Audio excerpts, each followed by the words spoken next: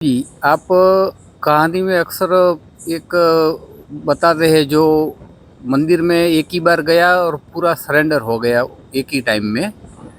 तो उसमें ऐसी खास ऐसी कौन-सी बात थी जो इतनी गहराई से या पूरे प्राणों से उसने ये भाव किया कि सरेंडर घट गया? तो उनके लिए जो ऊर्जा की शुद्धता या ऊर्जा की जो क्वांटिटी, ये क्या उनको सहायक हुई इसमें?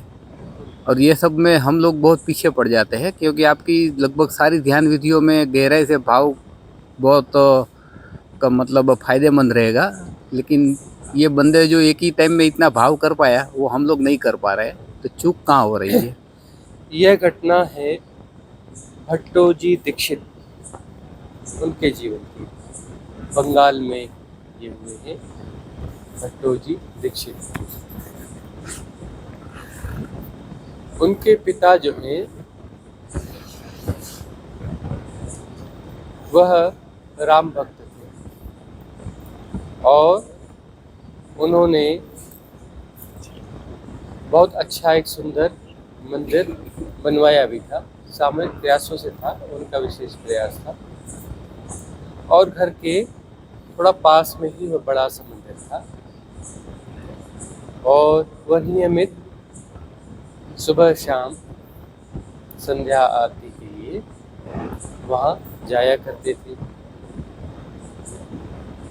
भट्टोजी दीक्षित उनके पुत्र थे और व्याकरणाचार्य थे। व्याकरण के बहुत बड़े आचार्य थे, उनकी ख्याति थी। उनके पिता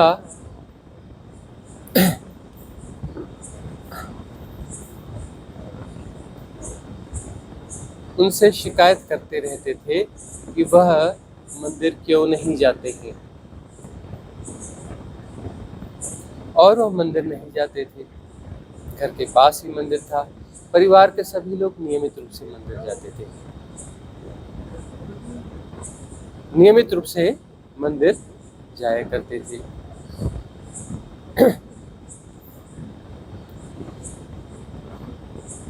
स्थिति कुछ ऐसी हो गई कि भट्टोजी दीक्षित जो है लगभग 60 साल की उम्र में आ गए, बुढ़ापे की स्थिति में आ गए।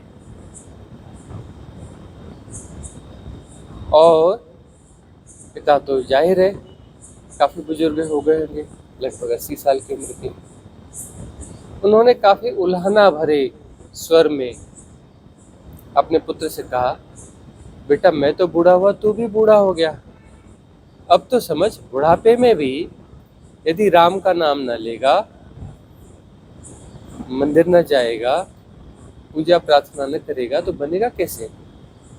पूरी दुनिया में तेरी ख्याति है, नाम है, तो ये नास्तिकों के जैसा कैसा बिहेव करता है? उन्होंने अपने पिता से कहा कि आप कैसे ये धारणा बना रहे हैं कि मैं आस्तिक हूँ या नास्तिक हूँ। हाँ, यह बात अलग है कि मैं रिचुअल्स जो है नहीं करता हूँ। रिचुअल ही तो है ना, सुबह शाम मंदिर में जाना, पूजा पाठ करना, इतनी अगरबत्ती लगाना। देखें ना, लोग कहते हैं नहीं नहीं, अगरबत्ती जो है सब में 2 में नहीं लगाना, 1 लगाना या 3 लगाना। उसमें भी रिचुअल्स है ना, जैसे ऐसा कोई नियम हो। और अगरबत्ती को ढूंढने जाओगे तो 100 साल पहले अगरबत्ती थी ही नहीं, है ना। अगरबत्ती का प्रचलन 100 साल पीछे जाकर के नहीं मिलेगा। ऐसा नहीं कि हजारों साल से अगरबत्ती जलाई जा रही है। और वहां जाकर के नित्य प्रति क्या करते हो? वही आरती गाते हो, वैसा ही प्रोसेस करते हो, रोबोटिक तरीके से। देखा है ना, रोबोटिक तरीके से। राम राम करने वाले राम राम रटते हैं। रटने से क्या कभी बात बनी? देखा है कभी ऐसे लोगों को जो खूब राम नाम रटते हैं? क्या उनके जीवन से कोई खुशबू उठती है? क्या उनका ऑरा कुछ ऐसा है जिनके सानिध्य में रहने से जीवन बदलता हो?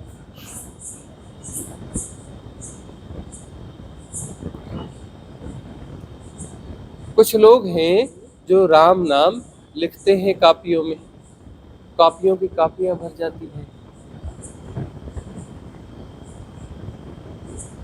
तो क्या उनके जीवन से कोई सुगंध उठती? भट्टो जी दीक्षित ने कहा, पिताजी आप कैसे ये धारणा बना रहे हैं कि मैं आस्तिक हूं या नास्तिक हूं? हाँ, मैं रिचुअलिस्टिक नहीं हूं, मैं रिचुअल्स को दोहराने वाला व्यक्ति नहीं हूं। और मैं तो यह देखता हूं, मंदिर नियमित रूप से नहीं जाना चाहिए, यह मेरे भीतर से इसलिए भी आता है क्योंकि मैं जीवन भर से आपको मंदिर जाते देख रहा हूँ, जन्म से, और आपके जीवन में कोई खुशबू नहीं है, कोई वो क्वालिटी नहीं है जिससे मैं प्रेरित हूँ। वहाँ जाना चाहिए तो क्यों जाना चाहिए? पहले जाने वाले को देखना तो है कि जो नियमित रूप से जाता है, सारे रिचुअल्स करता है, उसके जीवन में कुछ वो क्वालिटी, वो फ्लावरिंग, वो सुगंध है या नहीं है। वह तो मुझे दिखती नहीं है, कौन सी प्रेरणा से जाऊं? और मुझे यह बात नहीं समझ में आती कि राम राम रटने से क्या होगा, उसको बार बार रिपीट करने से क्या होगा, उसको रिपीट करने से क्या होगा? यदि यह चीज कारगर है तो एक बार में ही हो जानी चाहिए ना, एक बार में ही पूरी हो जानी चाहिए ना। किस तरफ इशारा है भट्टो जी दीक्षित का?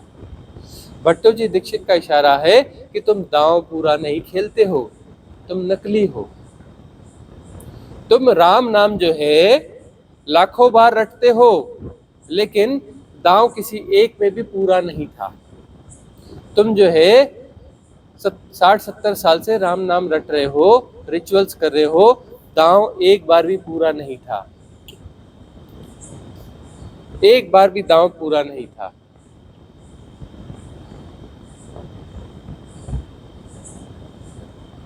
दांव पूरा चाहिए। साधना जो है आधे अधूरे दांवों से पूरी नहीं होती। साधना की क्वालिटी क्या है?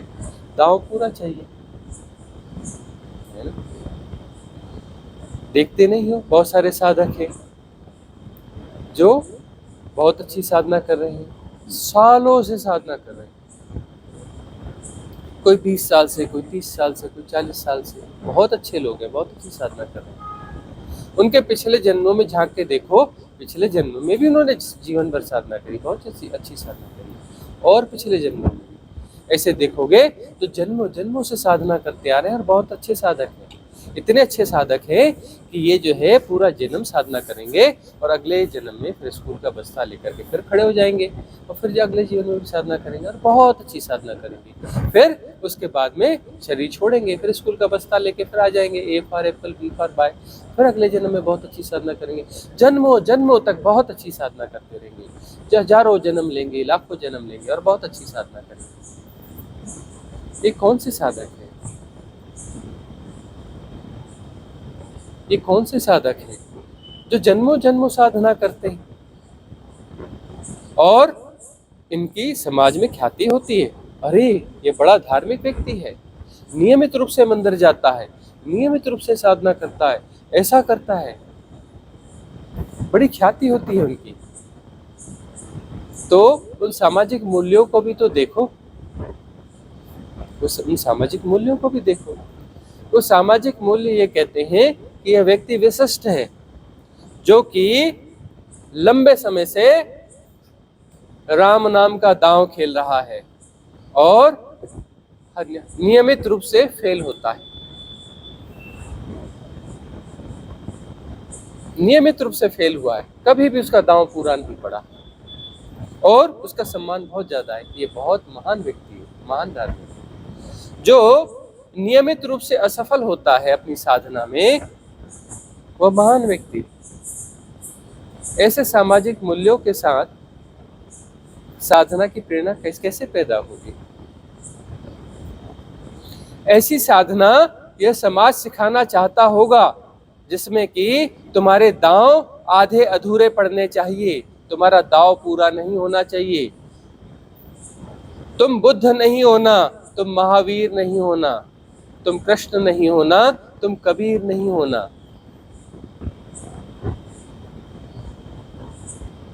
उन्हें लगता है कि ऐसा हो जाएगा तो तुम समाज के लिए उपयोगी नहीं रहोगे,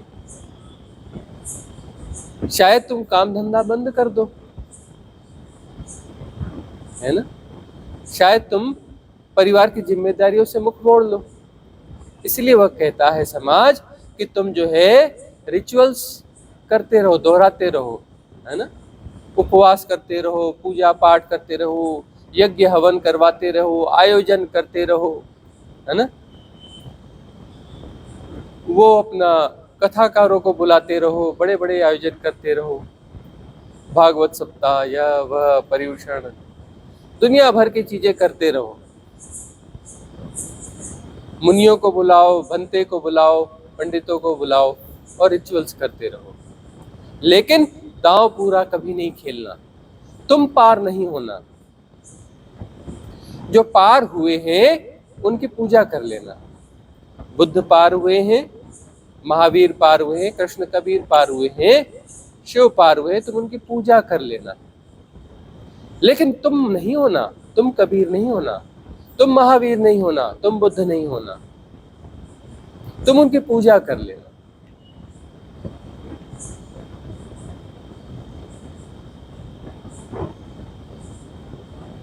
यही तो बात हुई ना। समाज जो मूल्य दे रहा है जिन चीजों को, उसका अर्थ क्या है, निहितार्थ क्या है, झांक के देखो ना। समाज क्या चाहता है तुमसे?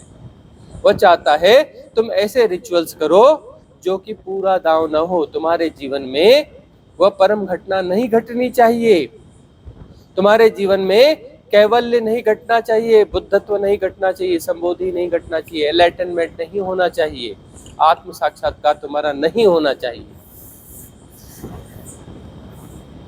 भट्टो जी दीक्षित के पिता चाहते थे वह नियमित रूप से मंदिर जाए और राम राम रटे और एक कॉपी में रोज छोटे छोटे अक्षर में राम राम लिखता रहे। वह नहीं चाहते थे कि ये राम हो जाए, वह चाहते थे कि राम को पूजने वाला हो जाए। राम नहीं होना चाहिए, राम को पूजने वाला होना चाहिए। साधना मर्जिंग की साधना है। तुम राम में मर्ज हो जाओ, राम हो जाओ, कृष्ण में मर्ज हो जाओ, कृष्ण हो जाओ, बुद्ध में मर्ज हो जाओ, बुद्ध हो जाओ, अपने सदगुरु में मर्ज हो जाओ और वही हो जाओ। तुम ना बचो, पीछे कोई बचना नहीं चाहिए, कोई सेपरेशन पीछे बचना नहीं चाहिए। यह साधना है और समाज कहता है तुम बचे रहना, तुम गायब नहीं होना।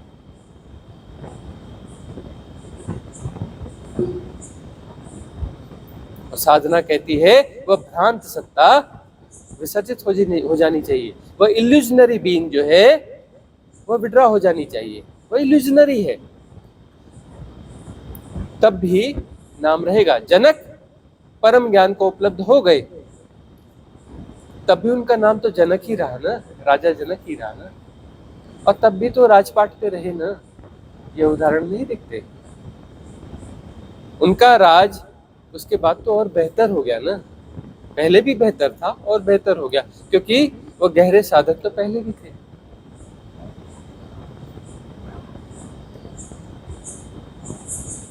वो राजा ही रहे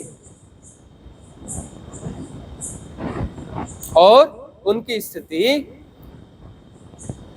इस प्रकार से आंकी जाती है। अब तक जितने लोग परम ज्ञान को, कैवल्य को, संबोधि को उपलब्ध हुए हैं, उसमें शिखर पुरुषों में एक राजा जनक है, शिखर पुरुषों में।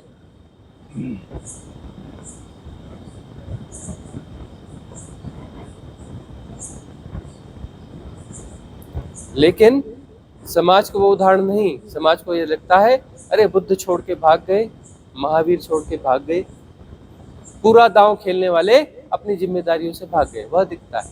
उन्हें यह नहीं दिखते रैदास, उन्हें नहीं दिखते गुरु नानक देव, उन्हें नहीं दिखते कबीर कि वो अपनी जिम्मेदारियों को भी निभाते रहे।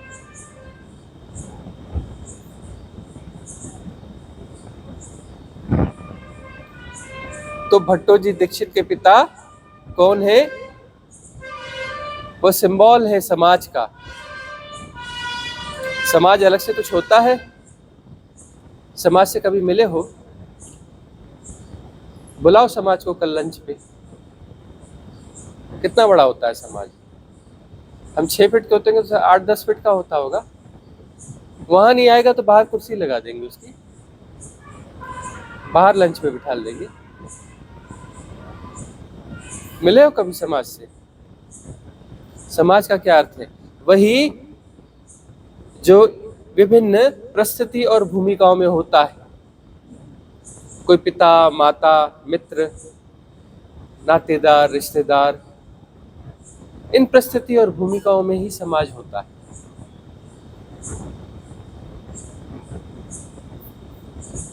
तो भट्टो जी दीक्षित ने कहा, मुझे आपके जीवन से प्रेरणा नहीं मिलती,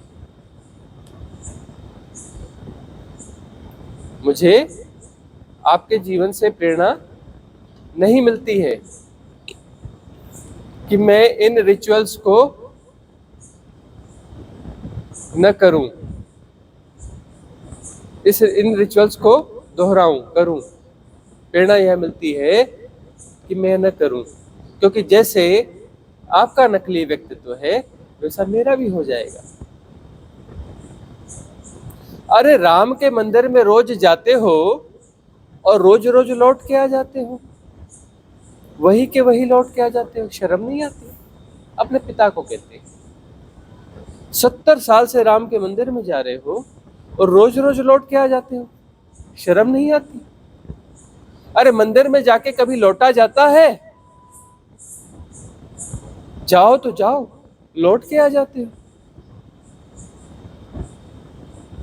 और वही के वही लौट के आते हो।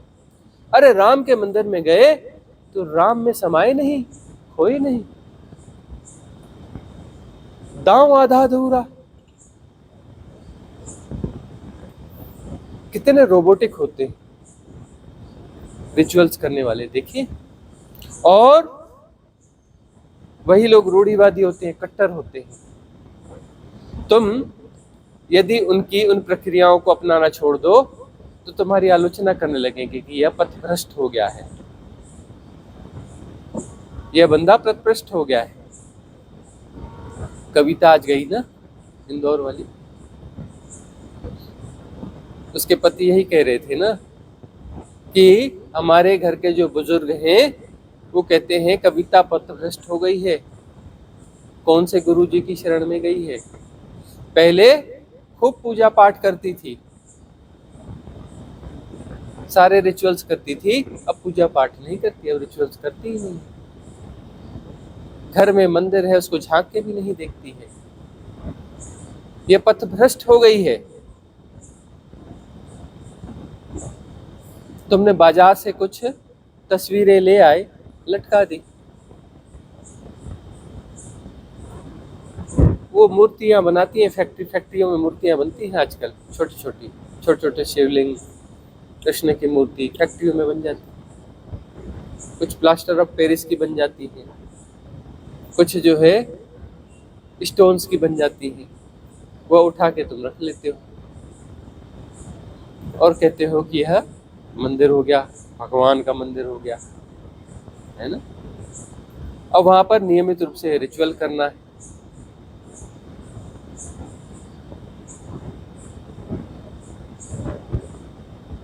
नियमित रूप से रिचुअल करना है, नहीं करोगे तो तुम पथभ्रष्ट हो गए हो। उन्हें यह नहीं दिखता है कि इस कविता की एनर्जी कितनी चेंज हो गई। हस्बैंड उसके कह रहे हैं कि पहले यह थोड़ी आक्रामक थी, थोड़ी झगड़ालू थी, अब तो इसका पता ही नहीं चलता, बिल्कुल शांत मौन रहती। पहले हर जगह इसका दखल होता था, अब इसका दखल पता ही नहीं चलता।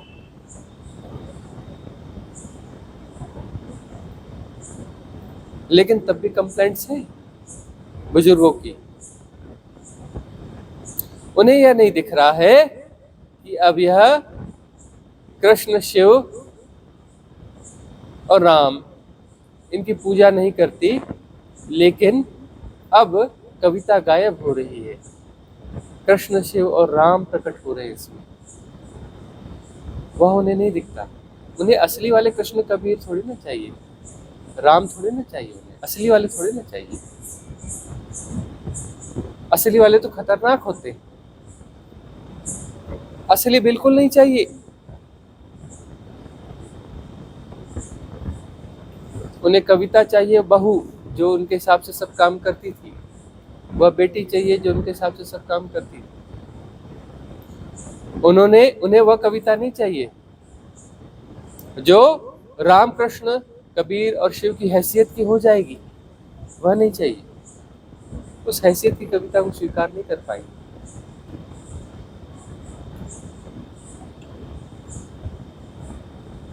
बहुत गौर से देखना, तुम दुनिया में सक्सेस हो, कुछ हो, वह सब स्वीकार कर लिया जाएगा। तुम आध्यात्म में सक्सेस हो, तुम्हारे नियर एंड डियर स्वीकार नहीं कर सकते, अदर्स स्वीकार करेंगे, नियर एंड डियर नहीं करते। इसलिए कहावत है, घर का जोगी जोगड़ा, आन गांव का सिद्ध। है ना? अपने पहचान वालों में तुम्हें कभी भी प्रशंसा, सहमति नहीं मिलेगी, एप्रिसिएशन नहीं मिलेगा।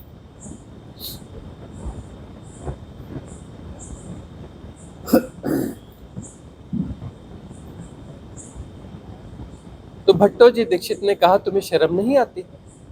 पिताजी, तुम 70 साल से जाते हो मंदिर और रोज लौट के आ जाते हो। तुम राम के मंदिर में जाते हो, राम नहीं हो जाते हो। अरे क्या बार बार राम कहते हो? मैं तो कभी गया तो गया, जाऊंगा तो लौटूंगा नहीं। और जाऊंगा तो ये क्या रट्टा लगाते हो? मैंने तो सिर्फ एक ही बार कहना है, और मैं तो व्याकरणाचार्य हूँ। राम क्या कहूंगा? मैं तो एक बार बहुवचन में राम कह दूंगा, एक ही बार, और वहां बात खत्म हो गई। पिता के पास कोई जवाब नहीं रहा।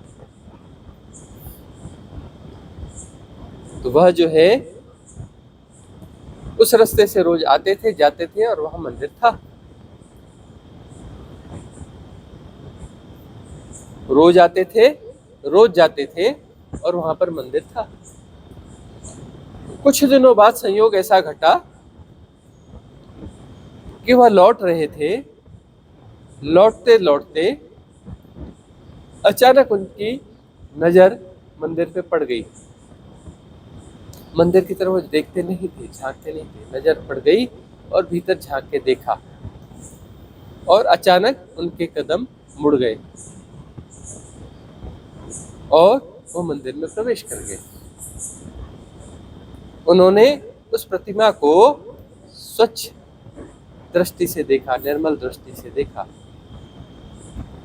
देखते रहे और अचानक हाथ जोड़े और कहा, राम।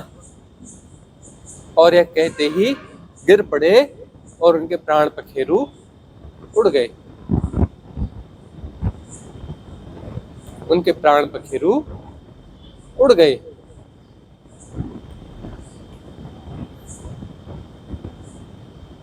विलीन हो गए राम में। पीछे कोई बचा नहीं लौटने वाला। उनके पिता को खबर लगी, वह दौड़ते दौड़ते आए, रोते रोते आए और देखा, और उन्होंने कहा, बेटा मैंने तो इतनी साधना करी, सब व्यर्थ हुई, और तूने साबित कर दिया कि तेरा दांव पूरा है। तू मर्ज हो गया राम में। इसका यह अर्थ नहीं है कि तुम भी कहोगे राम और तुम शरीर छोड़ दोगे। सवाल यह है कि तुम्हारी भ्रांत सत्ता वहां डिसॉल्व होती है या नहीं होती। मरो हे जोगी मरो, मरो मरण है मीठा, तिस मरनी मरो, जिस मरनी गोरख मरी दीठा। उसके बाद भी तो गोरख रहे ना, उसके बाद भी तो गोरख रहे ना, लेकिन वह मर गया जो भ्रांत सत्ता थी, जो नाम रूप था, जो बहुत सारी धारणाओं का जोड़ था, वह विसर्जित हो गया, विगलित हो गया। तभी साधना सफल और सुफल होती है। भ्रांत सत्ता जब तक मरेगी नहीं, बात बनेगी नहीं। मृत्यु घटना अनिवार्य है सम्यक साधना में। सम्यक साधना में मृत्यु घटना अनिवार्य है। वर्धमान मरेंगे तो महावीर पैदा होंगे, है ना। गौतम मरेंगे, सिद्धार्थ मरेगा तो बुद्ध पैदा होंगे। पुराना मर जाना चाहिए, इसलिए सिंबॉलिकली नाम बदले जाते रहेंगे, सिंबॉलिकली कि पुराना मर जाना चाहिए, उसकी आइडेंटिटी नहीं बचनी चाहिए। पुराना यानी वह ग्रुप ऑफ पैटर्न कि वैसा ही वैसा करने वाला, प्रिडिक्टेबल है, इसकी दिनचर्या पता है, ये उठेगा, ऐसा करेगा, इतने बजे यह पूजा करेगा, इन मंत्रों का जाप करेगा, फलाने वो किताब खोलेगा, उस किताब को पूरा पढ़ेगा, वैसे ही वैसे दोहराएगा, इस तरीके से पूरी प्रक्रिया करेगा, इतनी अगरबत्ती लेगा, इतनी जलाएगा, इतना छींटे मारेगा, इतना फलाना करेगा, उसके बाद यह करेगा, उसके बाद वह करेगा, उसके बाद वह करेगा। यह कौन है? यह आदमी है? आदमी है, आदमी का लक्षण है? यह तो रोबोट का लक्षण है, वह तो रोबोट है। और रोबोट कैसे परम ज्ञान को उपलब्ध होगा? कोई रोबोट परम ज्ञान को उपलब्ध हो सकता है, परफेक्ट हो सकता है, और मैकेनाइज्ड है, फुल प्रेडिक्टेबल है, उसके बारे में सारी भविष्यवाणियां की जा सकती हैं, ज्योतिष उस पर काम करता है, क्योंकि वो रोबोट है, रोबोटिक लाइफ है। जिनकी लाइफ रोबोटिक है, जो कार्य कारण की श्रृंखलाओं से चलते हैं, कॉज एंड इफेक्ट उनको चलाता है, उनके भविष्य बताए जा सकते हैं, ज्योतिष उन पे काम करता है।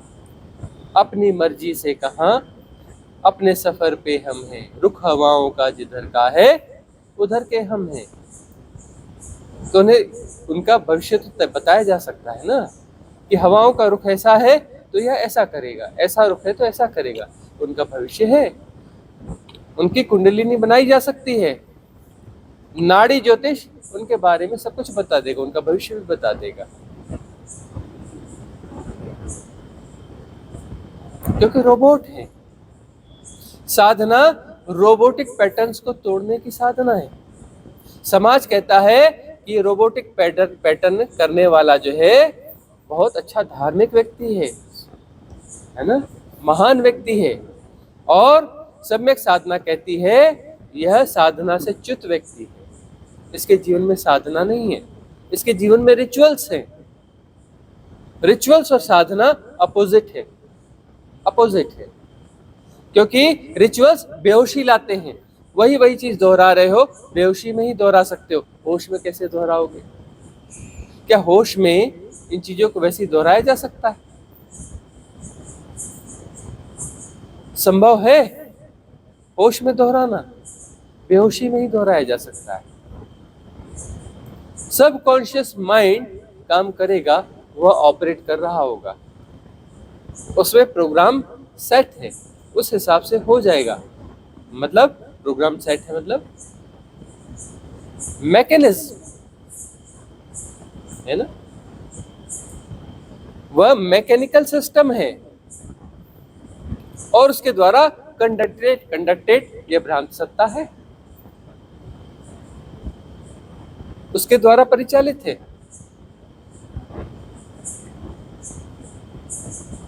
तो अपने जीवन में झांक झांक के देखना कि कैसे कैसे रिचुअल्स है, धार्मिक के अलावा और दूसरे भी तो रिचुअल्स हो सकते हैं। किन चीजों को तुम रोबोट की तरह दोहराते हो, अपने जीवन में झांक के देखना। यदि रोबोट की तरह दोहराते हो, बिल्कुल वैसा का वैसा, सजग सावधान, तुम साधक नहीं हो। साधक रिचुअलिस्टिक नहीं होता, रिचुअल्स को पहचानता है कि जीवन में कहाँ कहाँ रोबोटिक पैटर्न्स हैं, उनको तोड़ता है। सारी साधना पैटर्न्स को तोड़ने की साधना है। सारे पैटर्न्स सब कॉन्शियस माइंड के होते हैं। और सिद्ध कौन है? जो कि सारे पैटर्न से मुक्त है, सारे संस्कारों से मुक्त है, संस्कार मुक्त जो सत्ता है वही बुद्ध है, वही एनलाइटेंड है। यदि संस्कार किसी को ऑपरेट कर रहे हैं तो वह बुद्ध नहीं है, वह एनलाइटेंड बीइंग नहीं है। देखना कहां कहां रोबोटिक पैटर्न तुम्हें चलाते हैं। सबकॉन्शियस माइंड में जितने भी प्रोग्राम्स हैं, जितने भी संस्कार हैं, उन सबको डिसॉल्व होना है, डिलीट होना है। यह साधना की प्रक्रिया है।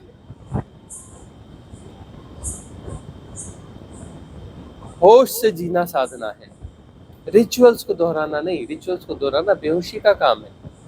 रिचुअल्स बेहोशी में दोहराए जाते हैं, याद रखो। रिचुअल्स बेहोशी में ही दोहराए जा सकते हैं। यदि होश में तुम्हें दोहराने के लिए कहा जाए तो तुम कहोगे मैं क्यों दोहराऊं, उसी को क्यों दोहराऊं। तुम कैसे तैयार हो सकते हो? अच्छा, उसे ही दोहराना है जो सुबह किया था शाम को, और कल सुबह भी दोहराना है, कल शाम को भी दोहराना है, जिंदगी में दोहराना है। क्यों क्यों मैं क्यों करूंगा भाई? नहीं, ऐसा करने से तुझे मोक्ष मिलेगा, ऐसा करने से तो सुख समृद्धि आएगी, ऐसा करने से यह होगा, वैसा करने से यह होगा। लालच दिया जाएगा है? और तुम लोभ और लालच में उसे करो, और लोभ और लालच में यदि नहीं कर रहे हो तो तुम्हें डराया जाएगा कि यदि तुमने ऐसा नहीं किया तो तुम्हारी हानि हो जाएगी, तुम्हारा नुकसान हो जाएगा, तुम नरक में सड़ोगे, तुम ऐसा करोगे। और फियर एंड ग्रीड, इससे यदि कोई चीज ऑपरेटेड है तो धार्मिक हो सकती है क्या? उसका कोई धर्म से लेना देना हो सकता है क्या? वास्तविक धर्म की बात कर रहे हैं हम, नकली धर्मों की बात नहीं कर रहे। जो भी चीज फियर एंड ग्रीड से ऑपरेटेड है उसका धर्म से कोई कनेक्शन, कोई संबंध हो सकता है क्या? संभव है?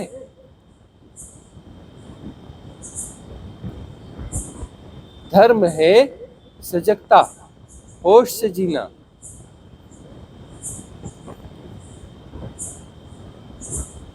कुछ निरर्थक प्रक्रियाओं को दोहराना धर्म हो सकता है क्या?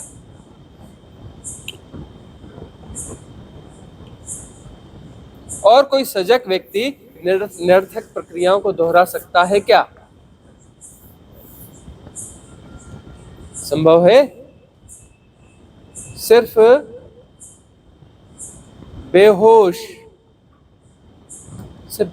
ही दोहरा सकता है।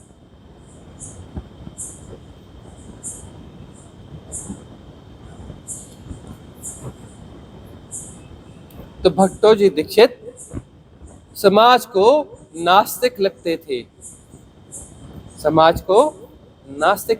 गलत लगते थे। और भट्टोजी दीक्षित के पिता की बड़ी प्रतिष्ठा थी, बड़े धार्मिक व्यक्ति थे, और वो धार्मिक व्यक्ति कैसी मौत मरे? ऑर्डिनरी मौत मरे, है ना। फिर स्कूल का बस्ता उठा के आ गए होंगे, A for apple, B for boy करने के लिए। और जिसे नास्तिक कहा गया वह व्यक्ति मर्ज हो गया, वह राम की हैसियत का हो गया, वह राम की हैसियत का हो गया।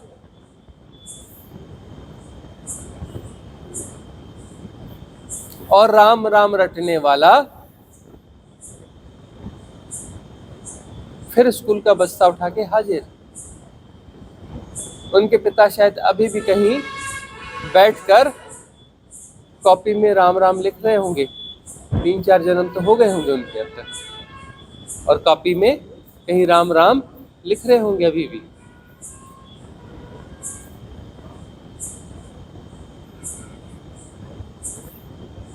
क्योंकि उनके भीतर जो सबकॉन्शियस माइंड में प्रभाव, इम्प्रिंट इतने गहरे रहे होंगे उन रिचुअल्स के, कि उनका बेटा उनके सामने परम ज्ञान को उपलब्ध हो गया, परम स्थिति को पा गया, तब भी जागरण तो नहीं आया होगा। लगता नहीं कि जागरण घटा होगा। या वह सजगता आई होगी कि उनके जीवन में कोई महान परिवर्तन आया होगा।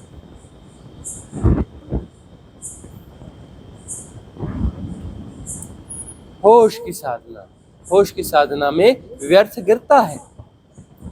कोई साधना ठीक जा रही है, उसका प्रमाण क्या होगा? व्यर्थ गिरता है। तुम बेहोशी की जो भी प्रक्रियाएं करते हो तुम्हारे जीवन में है, सारी प्रक्रियाएं गिरती जाएंगी। कविता के जीवन से भी गिर गई, लेकिन उसके सास ससुर माता को नहीं दिखेगा। वह बोलेंगे पथभ्रष्ट हो गई कविता। कविता क्या हो गई? पथभ्रष्ट हो गई। उन्हें यह नहीं दिख रहा है, इसके जीवन में सजगता आ रही है। उसने जबरदस्ती नहीं छोड़ा। उसका कहना है कि मुझसे होता ही नहीं, मैं क्या करूं? कोई भी रिचुअल है, मुझसे नहीं होता। कोई भी दोहराने वाली प्रक्रिया है, मैं क्यों करूं भाई, मुझसे होता ही नहीं।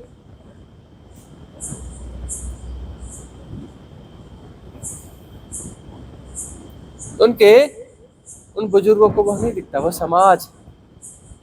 समाज नहीं चाहता कि कोई सजग हो। समाज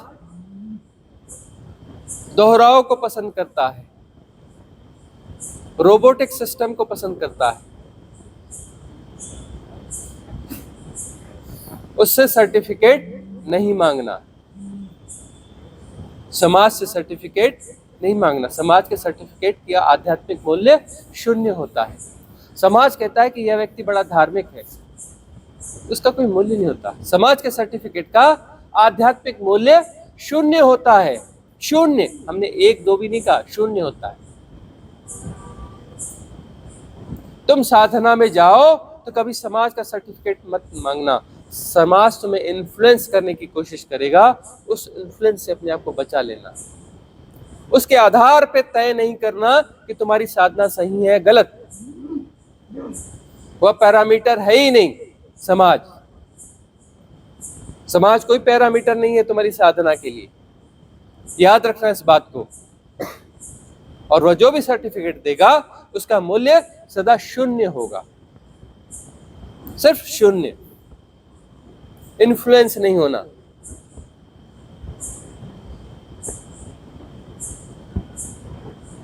तुम सिर्फ सदगुरु की देशना से जीना, सजगता को बढ़ाना। सजगता तुम्हारा मार्ग होना चाहिए। बहुत सारे लोग, बेहोश लोग, वह कुछ गाइड करते हैं, लोग उनके इन्फ्लुएंस में आ जाते हैं। अब वो खुद ही सोया हुआ है तो उसके गाइडेंस का मूल्य कितना होगा? बहुत सारे साधक हैं, वो साधक दूसरों को देशना देने लगते हैं। वहां सजगता की जरूरत है। इसलिए कहा जाता है साधकों को कि तुम अपना गार्बेज अपने पास ही रखना। अभी तुम्हारे पास गार्बेज है, दूसरों को देना चालू मत कर देना। और दूसरा, यदि उस गार्बेज को ले रहा है तो उसका भी पतन हो जाएगा, है ना? अब यहां पर एक स्थिति और भी होती है। कुछ साधक जो सद्गुरुओं के साथ बहुत अच्छे रेजोनेंस में आ जाते हैं, लेकिन देखना या ख्याल रखना, अपने आप को वैसा ही जस्टिफाई मत कर लेना। रेयर वन के साथ घटता है, सबके साथ नहीं घटता, है ना? और काफ़ी साधना के बाद घटता है, काफ़ी अच्छी साधनाओं के बाद घटता है, काफ़ी अच्छी स्थिति में घटता है। जस्टिफाई मत कर लेना कि वह अच्छे रेजोनेंस में आ जाता है तो अपने सद्गुरु का निमित्त हो जाता है। उसकी साधना जब उस स्थिति में आती है तब उससे जो है अपने वो सद्गुरु की देशना निकलती है। ठीक है, अभी वह अल्टीमेट पीक तक नहीं पहुंचा, एनलाइटनमेंट अभी नहीं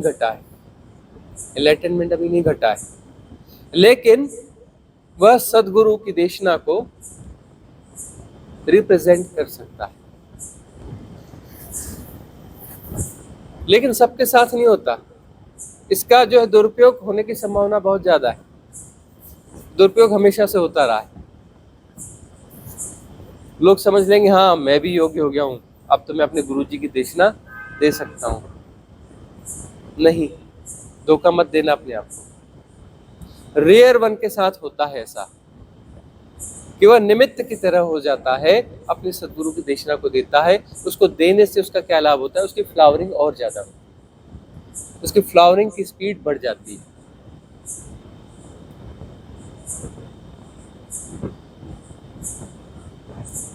वह उसकी साधना की एक पद्धति हो जाती है। लेकिन हम फिर सावधान करते हैं, जांच लेना, अपने आप को जस्टिफाई मत कर लेना कि मैं भी योग्य हो गया। सचमुच में यदि तुम निमित्त होते हो, तुमसे वह घटता है भीतर, और जब तुम वह कहोगे तुम्हें वह क्वालिटी दिखेगी, तुम्हें लगेगा यह तो मेरी क्वालिटी थी ही नहीं, यह जो मैं कह रहा हूं यह तो मैंने कभी विचार भी नहीं किया, मुझसे हो रहा है, यह दक्षिणा मुझसे निकल रही है, मेरी नहीं है, गुरु जी की है, और ऐसा तो मैंने कभी प्लान भी नहीं किया, इस प्रकार का कभी सोचा भी, और मुझसे इस प्रकार का हो रहा है, घट रहा है। जब लगे कि तुमसे हो रहा है, तुम्हारा नहीं है, तब समझना कि वह गुरु की दक्षिणा है। और तब तुम निमित्त बनना सीखोगे। निमित्त बनना सीखोगे तो यह ग्रोथ है। तुम नहीं हो, निमित्त हो, सब निमित्त हो, वही है। कौन है? सदगुरु ही है। मैं कहाँ हूँ? मैं तो हूँ ही नहीं, मैं तो निमित्त। निमित्त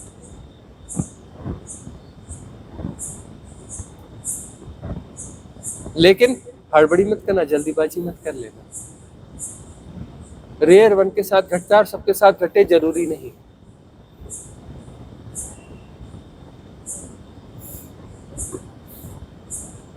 अगला प्रश्न किसका है? अच्छा स्वामी जी, ये गुरु और गुरु तत्व में जो फर्क है, क्योंकि गुरु एक इंसान है और गुरु तत्व एक सूक्ष्म में शायद कुछ है, तो इनमें लिंकिंग कैसा होता है, पहली बात है। और दूसरी बात है कि जो अपने अलग अलग स्तर के अगर जो गुरु है, तो क्या उनके साथ भी क्या अलग अलग स्तर के गुरु तत्व है, या वो गुरु तत्व अलग अलग गुरु के एक ही होते हैं, मगर वो तो फिर उसका मैचिंग कैसे होता है? एक ही गुरु तत्व के लिए अलग अलग गुरु कैसे फिर बनते हैं स्तर के? इसमें दो प्रश्न हैं, गुरु और गुरु तत्व। गुरु और गुरु तत्व दो दिख रहे हैं, है ना? गुरु और गुरु तत्व दो दिख रहे हैं, मतलब आंखों में दोष है ना? गुरु एक इंसान है, इंसान दिख रहा है, मतलब पहली बात यह है गुरु दिखाई नहीं। यदि वो नजर पैदा हो जाए तो गुरु में इंसान नहीं दिखेगा। इंसान दिख रहा है, अभी आंखें साफ नहीं है, आंखों में कचरा है। गुरु में इंसान दिख रहा है, मतलब आंखों में अभी अशुद्धि है, धारणाओं को बहुत गहरे में जी रहे हो। ये हम गुरु की बात कर रहे हैं, गुरु घंटालों की नहीं, इन्फ्लुएंसर्स की बात नहीं कर रहे हैं। यदि कोई सदगुरु है और तुम्हारी दृष्टि निर्मल है तो तुम पहचान पाओगे, और सदगुरु को देखते ही पता चलेगा यह गुरु तत्व का प्रकटन है। ह्यूमन फॉर्म में दिख रहा है, गुरु तत्व है, फॉर्म है। तुम ग्रेटिट्यूड से भर जाओगे कि गुरु तत्व जो है ह्यूमन फॉर्म में हमारे सामने है,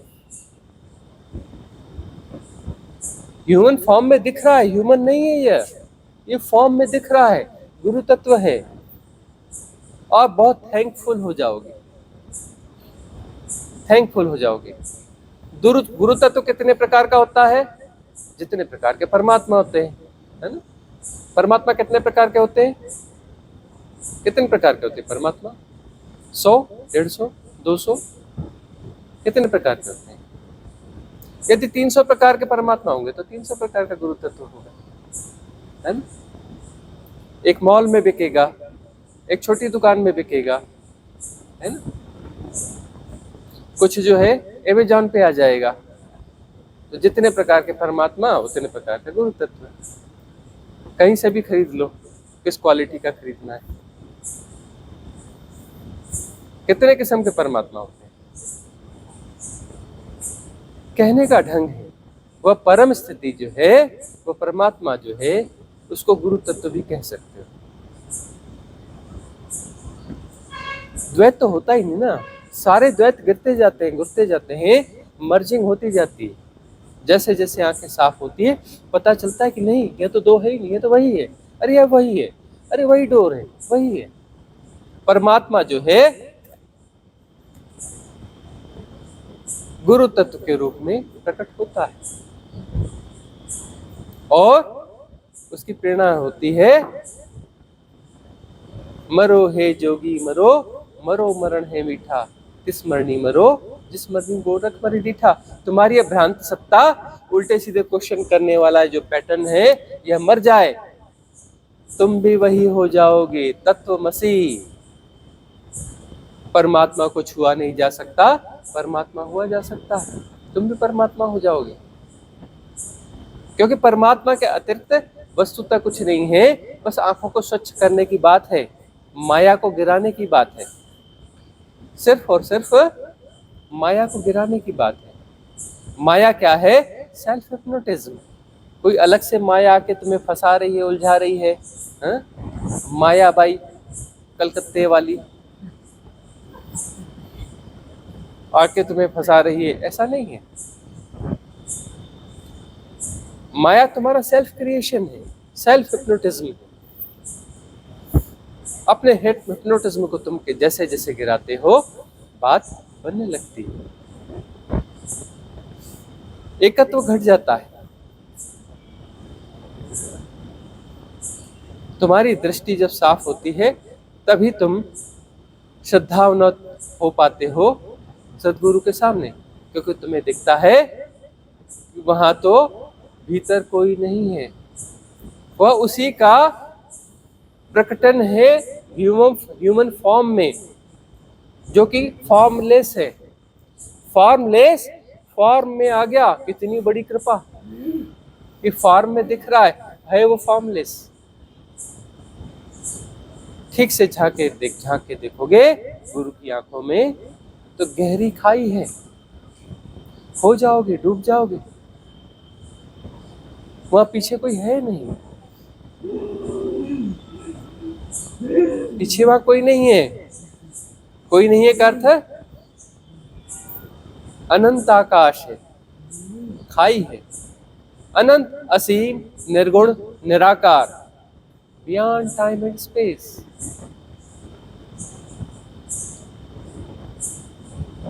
वही है परम तत्व।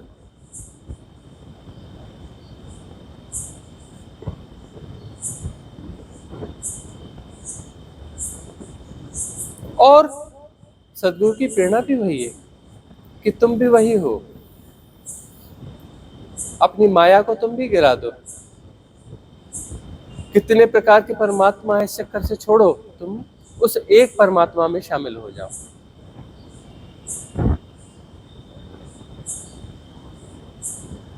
कितने प्रकार के गुरु तत्व है, चक्कर में ना पड़ो। या तो गुरु तत्व होता है या इन्फ्लुएंसर होता है। इन्फ्लुएंसर्स के प्रकार हो सकते हैं। इन्फ्लुएंसर 1000 प्रकार के नहीं, इन्फ्लुएंसर तो लाख प्रकार के भी होते हैं।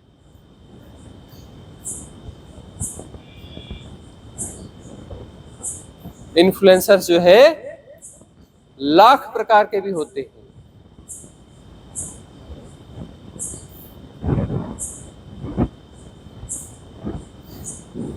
गुरु तत्व में वैरायटीज नहीं होती, नहीं तो अमेज़न पे तो उपलब्ध हो ही जाती है ना। ब्लिंकिट वाला भी देके चला जाता है कि नहीं? वहां कोई भी वैरायटी नहीं होती। अगला प्रश्न दीपक जी का। नमस्कार स्वामी जी, आपकी देशना का एक मुख्य अंश ये है कि आप शरीर नहीं हो। और जब ये बात एक्सप्लेन करते हैं तो आपके द्वारा कुछ एग्जाम्पल एनालॉजीज आती है, जैसे कि नागार्जुन और उनके द्वारा बताया हुआ रथ का एग्जाम्पल, और आप उसमें आगे ये भी कहते हो कि कभी भी कोई एग्जाम्पल परिपूर्ण नहीं होता है, वो इंगित कर सकता है, इशारा दे सकता है, लेकिन परिपूर्णता उसमें होती नहीं है। तो क्या इसी तरह की कुछ और भी एनालॉजी है जो हमें और गहराई से समझा सके कि आप शरीर नहीं हो?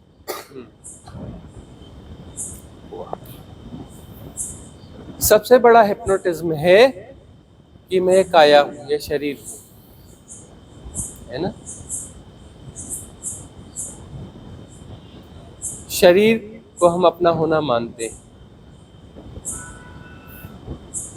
ये सबसे बड़ा हिप्नोटिज्म है। यह साधना में यदि ऊपर उठना है तो यह पहली नेति परम आवश्यक है कि मैं शरीर नहीं हूं। यह पहली नेति परम आवश्यक है कि मैं शरीर नहीं हूं। यदि मैं शरीर हूं तो मैं मरूंगा। मैं शरीर हूं मतलब मैं मरूंगा, और मैं मरूंगा तो मैं पैदा भी होऊंगा। यदि मैं शरीर नहीं हूं तो मैं कैसे मरूंगा? शरीर मरेगा, मैं शरीर को जानने वाला रहूंगा और वहां पर मैं नहीं होगा। शरीर है, शरीर को मरते हुए जाना जा रहा है ना? और फिर साधना गहरी जाती है तो पता चलता है कि एक शरीर जिसे हम अपना होना मानते हैं, जब यह नहीं हूं तो भीतर के शरीर भी दिखते हैं। 7 शरीर होते हैं तुम्हारे भी, हर जीव जंतु के, पत्थर के भी 7 शरीर होते हैं। तुम एक देख पाते हो, तुम्हारी दृष्टि की लिमिटेशंस है। उसके भीतर की एनर्जी बॉडीज को तुम नहीं देख पाते। उसके भीतर एनर्जी बॉडीज है, आकाश शरीर, इथरिक बॉडी, उसके भीतर सूक्ष्म शरीर, कॉजल बॉडी, एस्ट्रल बॉडी भी कहते हैं, और उसके और भीतर उतरोगे तो मेंटल बॉडी, मनस शरीर, मनस काया, ये सब एनर्जी बॉडीज है, फिजिकल एनर्जी बॉडीज। इसके पार मेटाफिजिकल वर्ल्ड जो है शुरू हो जाता है, पराभौतिक जगत शुरू हो जाता है।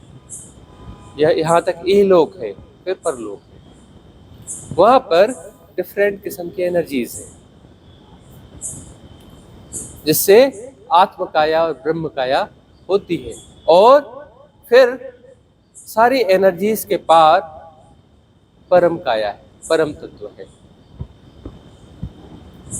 वहां पर कोई भी एनर्जी नहीं है, सारी एनर्जी उस काया से निस्सृत होती है और उसका प्रकटन है ये सारा कुछ।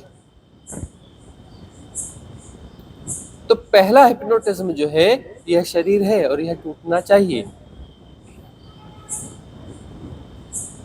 तो इसे समझने के लिए सबसे अच्छा उपाय यही है कि इस शरीर को चलते हुए जानो, खाते हुए जानो, नहाते हुए जानो, बात करते हुए जानो। इस शरीर की सारी एक्टिविटीज के प्रति सजग हो जाओ। निरपेक्ष सजगता, सापेक्ष सजगता नहीं, निरपेक्ष सजगता, है ना। रिलेटिव नहीं, निरपेक्ष, बियॉन्ड रिलेटिव। उसे यथाभूत जानते रहो, शरीर के मूवमेंट्स को यथाभूत जानते रहो, विदाउट एनालाइजेशन, एफर्ट के द्वारा नहीं, एफर्टलेसनेस के द्वारा। यह बात थोड़ी कठिन मालूम पड़ती है। क्यों? क्योंकि तुम समझने के लिए कहते हो एफर्ट करना पड़ेगा ना, उसको एनालाइज करेंगे ना कि यह शरीर है, कुछ कमेंट्री करनी पड़ेगी, इसे मैं जान रहा हूँ, हाँ? उसको समझने की कोशिश करोगे, एनालाइज करोगे, डिफाइन करोगे, कैटेगराइज करोगे, तब तो हम वो जानेंगे ना, तब नहीं जान पाओगे। कुछ नहीं करना है, सिर्फ सजग हो जाना है। अवधान, कंसंट्रेशन नहीं। कंसंट्रेशन किया बात गड़बड़ हो गई। साधना में हम बार बार कहते हैं यदि ध्यान राम है, साधना राम है, तो कंसंट्रेशन रावण है, एकाग्रता रावण है। और मास हिप्नोटिज्म तुम्हें कहता है कि पूछते हैं बहुत सारे जो साधारण साधक होते नहीं आते, वो मेरा जो है ना कंसंट्रेशन नहीं बनता, मुझे कुछ बताइए ना कंसंट्रेशन की। हम कहते हैं कंसंट्रेशन, तुम गलत जगह पे नॉक कर रहे हो, कहीं और जाओ, किसी इन्फ्लुएंसर के पास जाओ। हम ये सिखाते हैं कि ध्यान यदि राम है तो कंसंट्रेशन रावण है। डोंट कंसंट्रेट, तो कंसंट्रेशन नहीं होगा, सहज सजगता होगी, एफर्टलेसनेस होगी। तो इस शरीर को जाना जाएगा कहीं दूर से, उसके सारे मूवमेंट्स जाने जाएंगे।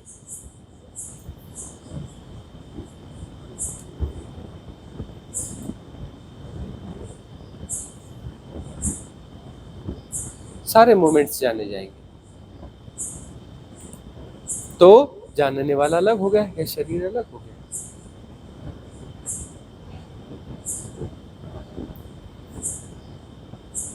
संक्रमण की जो प्रक्रिया होती है, भगवान बुद्ध इसे करवाया करते थे।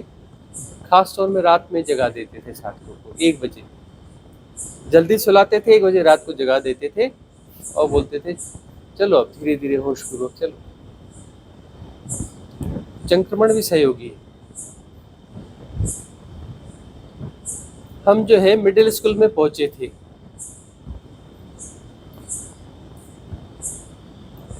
तो जो है झलक प्रॉपर घट नहीं रही थी कि शरीर से अलग अपने आप को थोड़ा ठीक से जाना जाए। एसोसिएशन हो जाता था बॉडी के साथ में, ऐसा हो जाता था कि मैं शरीर हूँ, इस तरीके का बर्ताव होता था जैसे मैं शरीर हूँ। तो ये लगता था ये ऐसा कैसा चल रहा है, कुछ ऐसा किया जाए कि थोड़ा लंबा ग्लिम्स मिले कि शरीर नहीं हूँ। जो भी 6th 7th क्लास में रहे होंगे, तो जंगलों में तो हम जाया करते थे। एक जंगल ऐसा था कि उसके बीच में कुछ ग्राउंड था और वहां पर कुछ झाड़ियां हुआ करती थी। एक खजूर के जैसा ही उसकी प्रजाति होती है, छोटी झाड़ियां होती है, उसको छींद कहते हैं। उसकी झाड़ियां वहां पे, उसे पौधे बीच बीच में थे और बड़ा सा ग्राउंड था, आसपास पूरा जंगल था। वहां कोई आता जाता नहीं था, हम वहां भी जाया करते थे। उसके 3 तरफ से नदी बहती थी। तो हमने वहां जा करके यह तय किया कि भाई शरीर के साथ चिपकाव ज्यादा है, शरीर नहीं हूं, इसके ग्लिम्स चाहिए। हमने इस प्रकार से किया कि धीमी धीमी प्रक्रियाओं से नहीं, सीधे फास्ट से ही शुरू करो। तो शरीर को हमने शेकिंग करनी चालू किया, शेकिंग किया, सजेशन देना चालू किया कि शरीर नहीं हूं मैं, शरीर नहीं हूं मैं, शरीर नहीं हूं, बात बन नहीं रही है। फिर अचानक हमने दौड़ना चालू किया, अचानक, और बहुत तेज दौड़ना चालू किया और विटनेस हो गए। और दौड़ना बिल्कुल कंटिन्यू, सामने झाड़ी है, प्रति संवेदन से छलांग घटी, बहुत बड़ी झाड़ी थी, सामान्य आदमी कूद नहीं सकता, और कूद गए और वो दौड़ कंटिन्यू रखी। ऐसा नहीं कि 1-2 मिनट में खत्म कर दी, दौड़ते रहे दौड़ते रहे दौड़ते रहे, और बिल्कुल सामने दिख रहा है कि गड़बड़ है, लेकिन दौड़ना है, टकराएंगे गिरेंगे, जो होगा देखा जाएगा, दौड़ना कम नहीं करेंगे। और वहां पर अचानक छलांग लगती थी, इतनी ऊंची छलांग लगती थी कि कोई दूसरा देखे तो बोले कि भूत प्रेत है कि आदमी है, इतनी लंबी छलांग ले रहा है।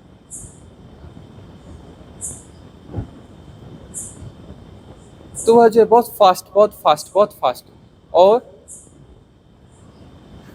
हम बाहर खड़े हो गए आराम से, और शरीर दौड़ता रहा, छलांगे लेता रहा, देखते रहे।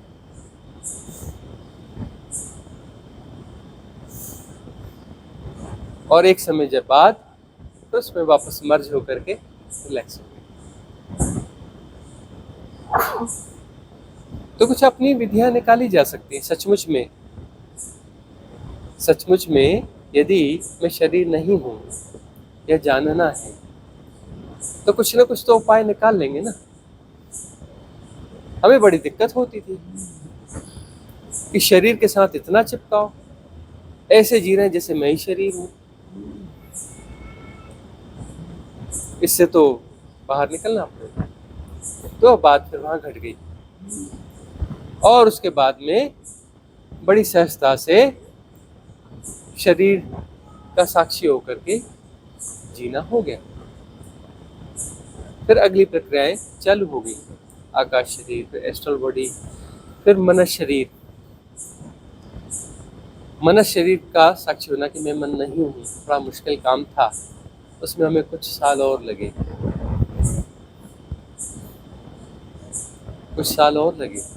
ऐसा नहीं कि फटाफट हो गया कि 6th 7th में थे तो 8th में वो भी हो गया ना, कुछ साल लगे। भाव नहीं हूँ, मैं मन नहीं हूँ, भाव नहीं। और कुंडलिनी जागरण हो जाएगा, आत्मज्ञान घट जाएगा। वहां पर जाकर अटक जाते हैं, वहां भी नहीं अटकना होता। 5वां शरीर जो है वह ऐसा महसूस होता है क्योंकि मेटाफिजिकल है कि बस बात बन गई।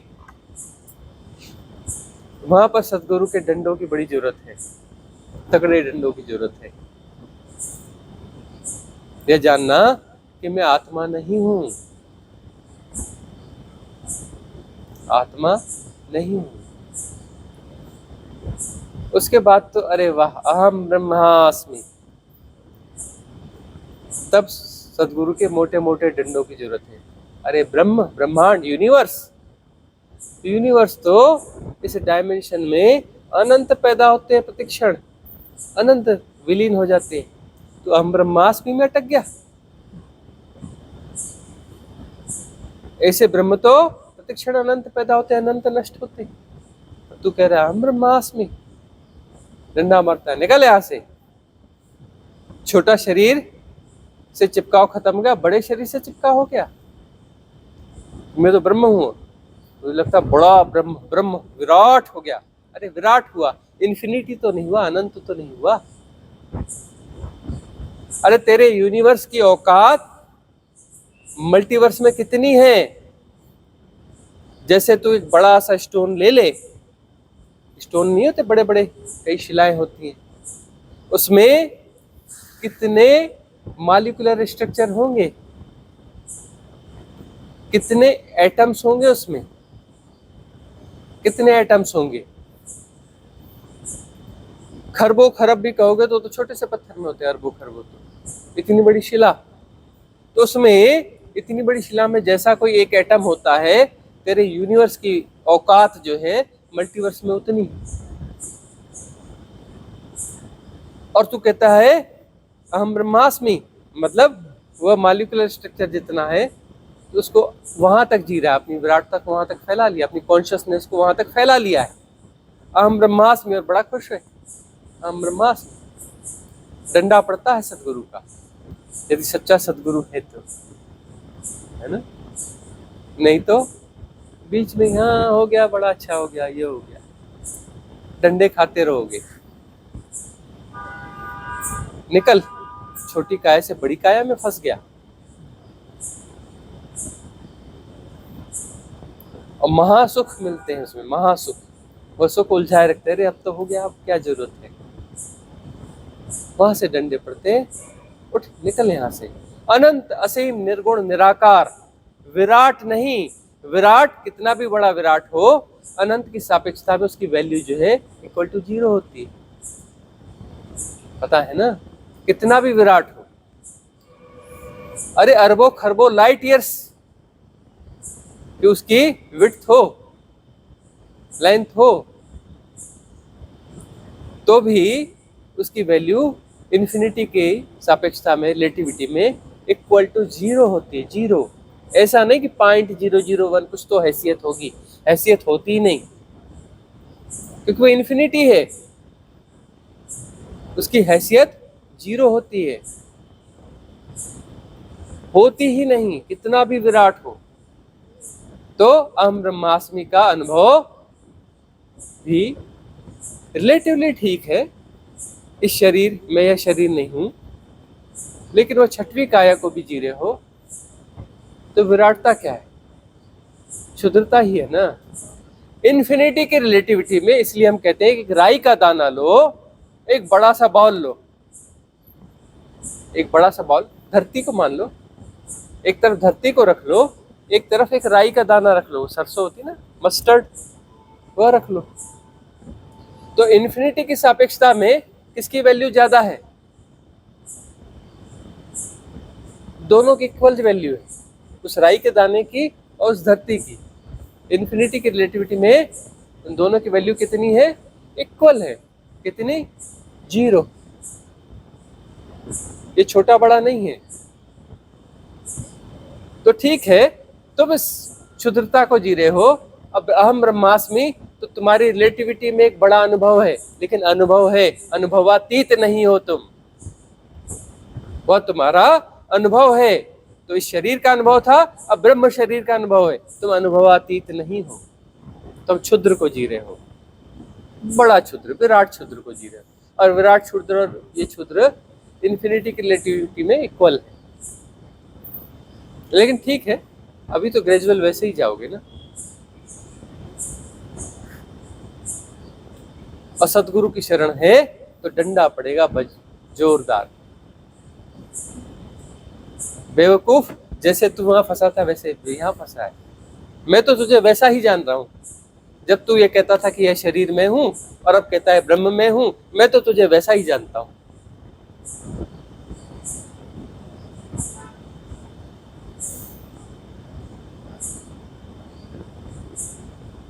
इसीलिए कहते हैं सदगुरु पार लगा सकता है, वह सिर्फ डंडे बजाता है और कुछ नहीं करता। और वहां पर महामृत्यु की घटना घटेगी।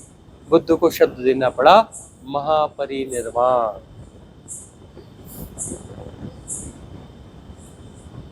कि विराटता भी मरेगी, विराटता को भी मरना चाहिए, ब्रह्म को मरना चाहिए।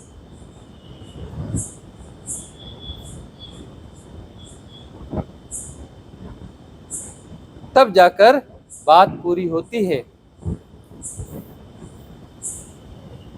एनलाइटनमेंट बीच की अवस्था है, परिपूर्ण अवस्था नहीं है, याद रखना।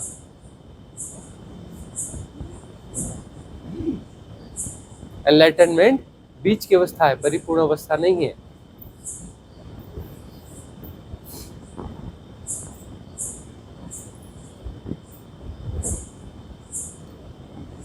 एक प्रश्न कोई और है? अंतिम प्रश्न है, इसके बाद सभा समाप्त। गुरुजी, जो अचानक एक्सेल करते हैं हम लोग, हाँ, तो उसमें मैं देखा एक तरीका ये है कि कपालभाति की तरह स्टार्टिंग में एक सीधा झटका लगता है, तो उसमें फेफड़ा पूरा खाली नहीं होता। दूसरा, सांस को हम लोग फोर्स लगाते हैं दूसरे तरीके में, तो वो फोर्स थोड़ा लंबे टाइम तक लगाते हैं ताकि पूरा फेफड़ा भी खाली हो जाए और नाभि भी अंदर तक पिचक जाए। तो ये दोनों तरीके में कौन सा सही है या कैसे काम करेगा दोनों देखो, अलग अलग? जो अचानक एक्सेल हमने यह विधि दी है, ऑफिस में भस्त्रिका तो कर नहीं सकते, अपनी दुकान में बैठे हो भस्त्रिका तो कर नहीं सकते, बस में सफर कर रहे हो भस्त्रिका तो नहीं कर सकते। और हैकिंग जो है, हैकिंग तो कंटिन्यूअस है ना। सबकॉन्शियस माइंड के इतने पैटर्न्स काम कर रहे हैं, इतने इन्फ्लुएंसेस एक्टिव हैं कि मल्टीपल हैकिंग्स हैं। तुम एक हैकिंग से बाहर नहीं निकल पाते, दूसरी हैकिंग हो चुकी होती है। मल्टीपल हैकिंग्स हैं। अब कोई हैकिंग बहुत स्ट्रांग हो गई, तुम अचानक स्ट्रेस में आ गए हो, फंसा हुआ महसूस कर रहे हो, कुछ नहीं समझ में आ रहा है, हम कहते हैं सिंपली एक्सेल, सिंपली एक्सेल। अचानक, विदाउट एनी प्रिपरेशन, किसी स्मार्ट एक्सेल की बात नहीं कर रहे, स्मार्ट एक्सेल गलत एक्सेल होगा। हम कह रहे हैं अचानक एक्सेल विदाउट एनी प्रिपरेशन। जितनी ब्रीथ स्टमक में है उसे फेंक दो, उसका गुणा भाग नहीं लगाना कि पहले ब्रीथ कंप्लीट भरेंगे फिर उसको फेंकेंगे। यह तो मेंटल प्रोसेस होगी, मन को बीच में ला लिया, मन को बीच में ला लिया, सारी समस्या को बीच में ला लिया, टाइम एंड स्पेस को बीच में घुसा दिया, सारे इल्यूजन्स बीच में आ जाएंगे। अचानक एक्सेल, अचानक अर्थात यदि 10% स्टमक में सांस है तो 10% फेंकोगे, 20% है तो 20% फेंकोगे, उसको कैलकुलेट नहीं कर रहे हो, जहां हो वहीं से अचानक एक्सेल। अचानक एक्सेल में नाभि पिचकेगी पिचकेगी, पीछे जाएगी जाएगी, कि वो स्टमक खाली कर रहे हो। वो सिंगल एक्सेल भी जो है पेट पिचकेगा, नाभि पीछे जाएगी जाएगी, झटका पड़ेगा ही पड़ेगा। अब कोई बेईमानी से कर रहा हो तो ये अलग बात है, ईमानदारी से एक्सेल करेगा तो सारी श्वास स्टमक की बाहर फेंकनी है, तो नाभि तो भीतर जाएगी, झटका तो पड़ेगा ही, और झटका पड़ेगा तभी तो हैकिंग जाएगी ना। श्वास को नाभि से जोड़ना है, नाभि के सेंसेशन को बढ़ाना है, तभी हैकिंग टूटेगी। हैकिंग जो है तुम्हारे माइंड की हैकिंग है, मस्तिष्क से हैकिंग हो रही है। वहां पर जो सेल्स हैं उसमें बहुत सारे प्रोग्राम्स हैं और वो एक्टिवेट हो रहे हैं, एनर्जाइज हो रहे हैं और कॉन्शियस माइंड को तुम्हारे हैक कर रहे हैं। कॉन्शियस माइंड ऑलरेडी बहुत छोटा है, किसी का 2%, किसी का 4%, किसी का 5%, और वो सबको कॉन्शियस माइंड बड़ा है, वो उसे हैक कर रहा है। वो हैक कैसे करेगा? तुम्हारी ब्रीथ को हैक करेगा। वो सीधे सीधे कॉन्शियस माइंड को हैक नहीं कर सकता, वो तुम्हारी ब्रीथ को हैक करेगा, उसके ब्रीथ के ढंग को जो है चेंज करेगा, अपने अकॉर्डिंग कर लेगा। उस पैटर्न में क्रोध ज्यादा है तो क्रोध के हिसाब से तुम्हारी ब्रीथ हो जाएगी, लोभ ज्यादा है तो लोभ के हिसाब से हो जाएगी, भय ज्यादा है तो भय के हिसाब से हो जाएगी, और उसका फंक्शन ठीक से काम नहीं कर रहा होगा तो तुरंत सबकॉन्शियस माइंड जो है दूसरी हैकिंग स्टार्ट कर देगा, नेक्स्ट हैकिंग स्टार्ट कर देगा, फिर तीसरी कर देगा। यह मल्टीपल प्रोसेस है। जब कोई हैकिंग बहुत स्ट्रांग हो जाती है, तुम्हारी सहजता बुरी तरह से नष्ट हो जाती है, तुम्हें समझ में नहीं आता क्या करें, अचानक एक्सेल। उस समय तुम्हें यह हिसाब किताब लगाने की जरूरत नहीं है कि पास में कितने लोग खड़े हैं, ऑफिस है, बॉस कैमरे से देख रहा है, या कुछ। अचानक एक एक्सेल करोगे, जस्टिफाइड होता है समाज की दृष्टि से। देखो समाज कितनी तुम्हें बाधाएं देता है, तुम कहीं भी खड़े होकर एक्सेल भस्त्रिका करने लगोगे तो लोग तुम्हें टोकना चालू कर देंगे। इंडिया में तो चल भी जाएगा, अमेरिका और वहां करोगे तो तुम्हें लोग पकड़ करके जो है ले जा लेंगे कि बंदा एबनॉर्मल है। हमारे एक साधक हैं, अमेरिका में रहते हैं, टेक्सास में, डॉक्टर हैं, बहुत अच्छे सर्जन हैं। अब जो है किसी एकांत जगह में उनके साथ कुछ घट गया, थोड़ी कैथारसिस हो गई, उनसे कुछ जिब्रिश घट गई, ऐसा कुछ हो गया तो कुछ लोगों ने कंप्लेंट कर दी, उनकी कंप्लेंट कर दी। उस कंप्लेंट को बड़ी गंभीरता से लिया गया, फिर पता गया बोले तो सर्जन है फलाने हॉस्पिटल का, और जॉब जो है वापस ले लिया गया उनका, उनको जबरदस्ती ट्रीटमेंट दिया गया, कानूनी केस हो गया उनके ऊपर में। उन्होंने किसी का कुछ नहीं बिगाड़ा, अब अभी तक चल रहा है, जॉब नहीं है उनके पास। तो ये समाज बहुत डिस्टर्ब करता है। यदि तुम ऐसा करने लगोगे तो तुम्हें जीवन जीने में दिक्कत आने लगेगी। घर में हो और वहाँ कभी अकेले में हो और भस्त्रिका की सुविधा है तो भस्त्रिका भी कर सकते हो, भस्त्रिका ठीक है, गलत बिल्कुल नहीं है, लेकिन भस्त्रिका की सुविधा सब जगह नहीं है। हैकिंग लगातार है, सुबह से लेकर रात तक मल्टीपल। तुम अमनी दशा में बीच में नहीं आते हो, कोई कोई आता होगा, कभी कभी आता होगा, और यह विधि तो सबके लिए दी है ना, पूरी दुनिया के लिए दी है ना। अचानक एक्सेल, जहां भी फंसावट महसूस करते हो, ऐसी है या वैसी है या कैसी है का सवाल नहीं है। जहां भी एबनॉर्मलिटी फील करते हो, ऐसी है वैसी है कैसी का सवाल नहीं है। जहां भी असहजता फील करते हो, अचानक एक्सहेल, और हैकिंग टूट जाएगी, क्योंकि नाभि पे झटका पड़ेगा। नाभि पे जब भी लौटोगे तो हैकिंग टूटती है, याद रखना। नाभि को झटका देते हो तो हैकिंग टूटती है। तो अचानक एक्सहेल में नाभि पे झटका पड़ता है, और नाभि पे झटका पड़ेगा तो नेक्स्ट ब्रीथ जो है नाभि तक ही आएगी, और नाभि तक यदि ब्रीथ चल रही है तो हैक नहीं होगी। यदि किसी की ब्रीथ पूरी आखिरी तक नाभि तक चल रही है, इसका अर्थ है कि उस पर हैकिंग नहीं है, अभी हैकिंग नहीं काम कर रही है। बुद्ध पुरुषों को देखोगे तो उनका पेट जो है हिलता डुलता रहता है, उनकी श्वास चलती है, पेट उठता और गिरता है। तुम अपने आप को देखोगे तो कोशिश करोगे तब थोड़ा बहुत चलेगा, इधर उधर तुम बेहोशी में रहोगे, तुम्हारी ब्रीथ, तुम्हारी छाती उठ गिर रही होगी। यदि तुम्हारी नाभि 24 घंटे ब्रीथ के साथ मूवमेंट करती रहे तो तुम सजगता में जीने लगोगे। इसीलिए जापान में बच्चों को सिखाया जाता रहा। कोई जो है, किसी ने कोई बात कह दी, कुछ बड़ी सी बात कही, बड़ी विचारवान बात कही, वह सीधे एक थप्पड़ मारेगा। कहाँ मारेगा? उसकी नाभि में, नाभि के नीचे एक थप्पड़ मारेगा। बड़ी बहुत विचार करता है तू, तुम यहाँ क्या करते हो? सीधे सर पे मारते हो, अरे तू ऐसा बोलता है, तू ऐसा करता है, क्योंकि तुम इस सर से जी रहे हो। वहां क्या सिखाया जाता है? नाभि में। किसी बच्चे से पूछो विचार कहाँ चलते हैं, वो बोलेगा यहाँ पे, नाभि के नीचे हाथ रखिए, बोले यहाँ हारा सेंटर, नाभि, इस क्षेत्र में विचार चलते हैं, विचार यहाँ से उठते हैं। उसको बताया जाता है तुम नाभि से ओरिएंटेड जियो। साधना विधि दी है नाभि से जुड़ी हुई। क्या? नाभि केंद्रण का ध्यान, ऐसा कुछ नाम है।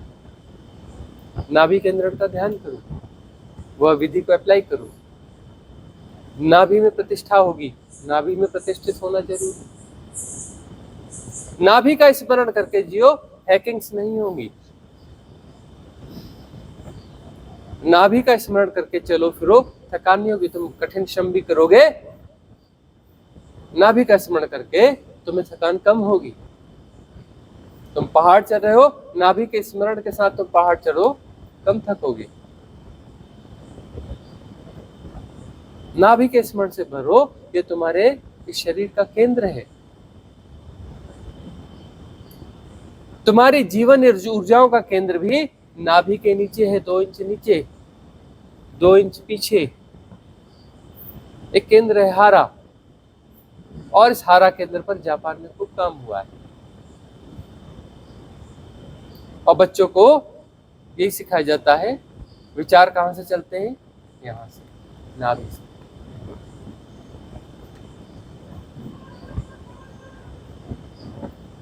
अब तो वहां पर रिचुअलिस्टिक बात हो गई, अब वो बात नहीं रही। लेकिन पहले जो है उन्हें ऐसा किया गया। वो छोटा सा देश कैसे इतना ऊपर चला गया, और आर्थिक महासत्ता है दुनिया की तीसरी। वह तो बीच में कुछ के खिलाफ कुछ षड्यंत्र हुआ, प्राकृतिक आपदाएं आई और वो बम गिराए गए, कुछ हुआ। वह विश्व की सबसे बड़ी आर्थिक सत्ता और सबसे बड़ी शक्ति होती जापान। उसके खिलाफ बड़े बड़े षड्यंत्र हुए, बहुत कुछ हुआ, इसीलिए वो जो तीसरे नंबर पर है, क्योंकि वो नाभि के केंद्र से जीती रही। नाभि के केंद्र से जीने वाला व्यक्ति अलग होता है, उसकी विजडम अलग होती है, उसकी क्वालिटी अलग होती है। तो नाभि केंद्रण का ध्यान एक ध्यान है, इसको प्रयोग में जरूर करके देखना। 90 से ज्यादा ध्यान की विधियां हैं, जिसमें एक नाभि केंद्रण का ध्यान भी है, उसको प्रयोग जरूर करना। बहुत सारी बात बनने लगेगी।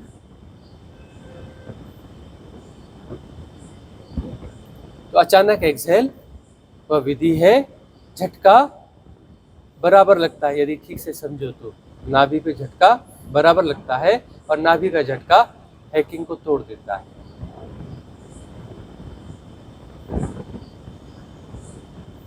इस विधि को इसलिए हमने इस एरा की महानतम विधि कहा है। और भगवान शिव से एक शब्द हमने इसमें उधार भी लिया है इस विधि के लिए।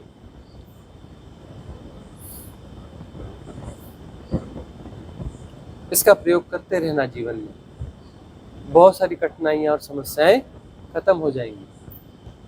बहुत सारी विपरीत परिस्थितियों में तुम्हें संबल मिलेगा, तुम उससे बाहर हो पाओगे। करना कुछ नहीं, ना आसन लगाना है न कुछ करना है, कुछ नहीं। अचानक एक्सेल, चलते फिरते खाते पीते कभी भी अचानक एक्सेल, इस एरा की ये महानतम विधि है। इसके विज्ञान को समझना होगा। इसके विज्ञान की हमने कम से कम 25 जगह चर्चा करी है। पुराने सारे वीडियोस में वह चर्चाएं हैं, उन सारी चर्चाओं को सुनते रहो। और हम कह रहे हैं साधकों से कि जो पुराने साधक हैं सब सुनते हैं, वह एक्सरसाइज करें और उन सारे जहाँ जहाँ हमने इसकी चर्चा करी है उन सारे उन टॉप्स को काट करके एक जगह इकट्ठा करें, तो उसका एक वीडियो बना करके डाला जा सके जिसमें हमने इस पूरे विज्ञान की चर्चा करी हुई है। तो होगा 2-3 घंटे, 3 घंटे से ज़्यादा की बात हुई होगी, 3, साढ़े 3, 4 घंटे की चर्चा होगी। लेकिन वो 4 घंटे की चर्चा भी पूरी सुनने योग्य होगी। उस सुनने के बाद में जीवन बदल जाएगा। ऐसा कोई साधक हो तो वह बना करके हमें भेज सकता है। तो आज की सभा यहाँ समाप्त करेंगे। एक क्वेश्चन है, एक्सेल रिलेटेड ही है। हाँ अच्छा। जैसे कभी कभी ऐसे ध्यान में रहते तो ऑटो एक्सेल हो जाता है, या कहीं कंसंट्रेशन हो गया तो 10-15 मिनट के बाद ऑटो एक्सेल होता है।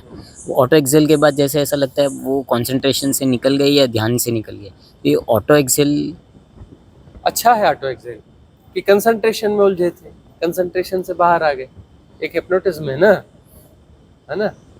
ध्यान में थे और ध्यान से निकल गए। ये कौन सा ध्यान है? ये कुछ गड़बड़ वाला ध्यान है, कंसंट्रेशन वाला ध्यान मिल गया, मतलब ध्यान कहीं भटक गया है, तब वहां पे अचानक एक्सेल होगा। और वास्तविक ध्यान घटा है तो अचानक एक्सेल उस ध्यान को पुष्ट करेगा, न कि उससे बाहर निकालेगा। बाहर किससे निकल रहे हो? कुछ गड़बड़ घट गया है, उससे बाहर निकल रहा है ना। इस ध्यान के बारे में कोई एक शब्द है, क्या कहते हैं इस ध्यान को? जो गलत ध्यान होता है ना, उसको भी मतलब ध्यान कह दिया गया कुछ एक शब्द के साथ। वो ध्यान नहीं है, लेकिन उसे चिढ़ाने के लिए एक शब्द दे दिया गया, गलत ध्यान। तो आज की सभा यहाँ समाप्त करें, मंगल कामना करेंगे। भवतु सब मंगलम, भवतु सब मंगलम, भवतु सब मंगलम। सबका मंगल हो, सबका कल्याण हो, सबका मंगल हो, सबका कल्याण हो, सबका मंगल हो, सबका कल्याण हो।